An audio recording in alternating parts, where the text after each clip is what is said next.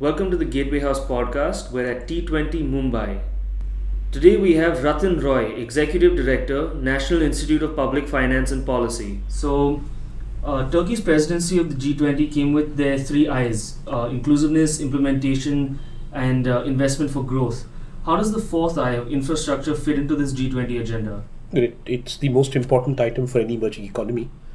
Infrastructure is what is both the supply side bottleneck to growth, the binding constraint to securing inclusion through equitable access to public goods, and the place where the fact that infrastructure investments are long term and clunky, innovation and smarter ways of doing things are most required.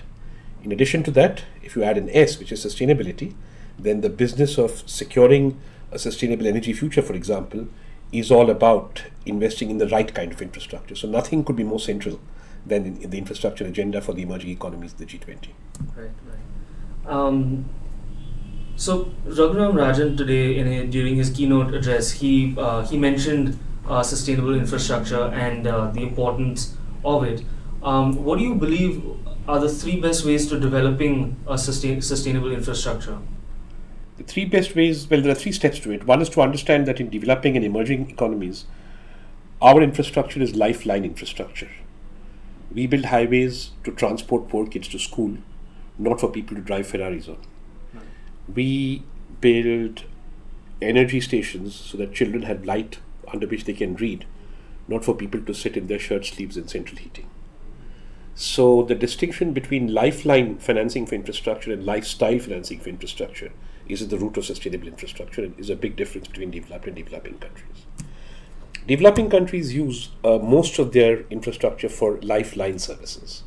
So in that context, there is a real trade-off between saying that fossil fuel investments are bad and providing energy to your children. Take coal, for example.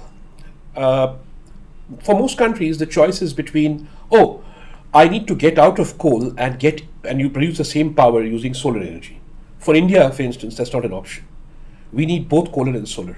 We are going to produce over 150 gigawatts of renewable energy because we need that for lifeline purposes, but we also need energy from our coal.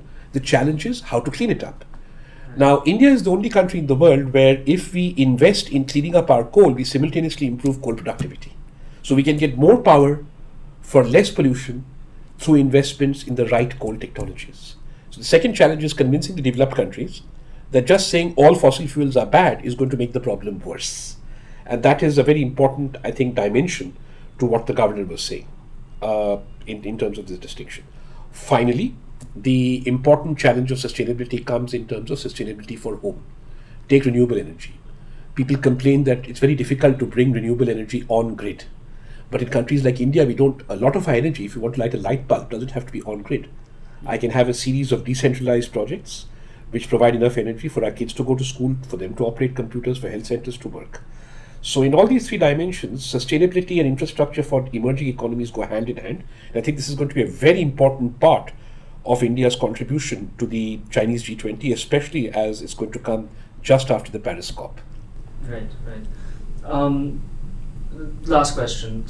Seeing that you mentioned the idea of decentralizing the power generation, is there any way that the government can encourage the private sector to invest in this kind of an infrastructure, or vice versa? Private sector will invest in anything that makes them a reasonable amount of money and that is not risky. So the government can do two things. It can make sure that the private sector does not make less money than it would were there not barriers to doing so. And that means reducing corruption, ensuring that they have access to finance, and ensuring that that investing in remote locations does not mean less access to finance. So the entire inclusive finance agenda that India is following, Turkey has followed, China has followed, is devoted to that. Second, the government needs to ensure that regulatory risk is minimized. So we need to make sure that the land you need off-grid is available. We need to make sure that communities are involved in both the consumption of power and in its distribution so that there are no political conflicts that arise.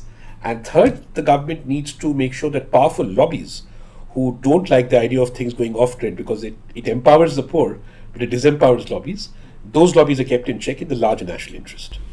Thank you for sitting with us and sharing your views on this subject. You've been listening to the Gateway House podcast. Stay tuned for more.